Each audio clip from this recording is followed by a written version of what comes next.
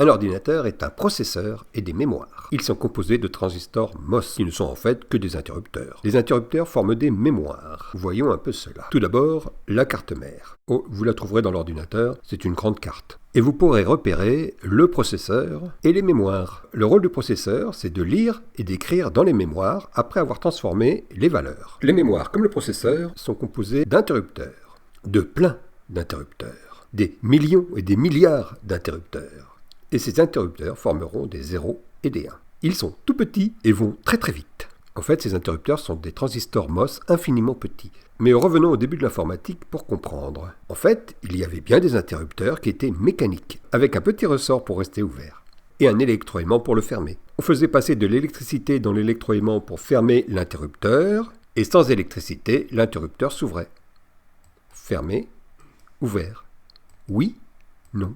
Eh bien, les transistors CMOS fonctionnent exactement pareil. Comme c'est un interrupteur, le circuit bleu est coupé. Mais il est relié par une couche de semi-conducteur. Et soumis à un champ électrique, le semi-conducteur laisse passer l'électricité. Le fil mauve débranché coupe le courant dans le fil bleu. Le fil mauve électrifié fait passer le courant dans le fil bleu.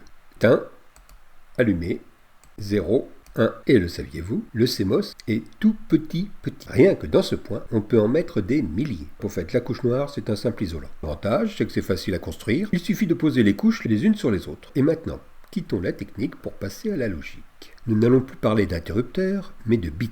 B-I-T. Par convention, le courant passe vaudra 1, le courant ne passe pas vaudra 0. Ou même valoir 2 ou 3. Mais par quelle magie? Si je rajoute un interrupteur ouvert, rien ne change. Et si je dis que le bit fermé vaut 2, il me suffit de faire l'addition. 2 plus 0, 2, et 2 plus 1, 3. Et on peut ainsi compter 0, 1, 2, 3. 0, 1, 2, 3. Et oui, il y a 4 positions possibles avec 2 interrupteurs. Si on rajoute un troisième interrupteur, nous aurons 8 positions. En fait, nous verrons le binaire un peu plus tard dans une autre vidéo.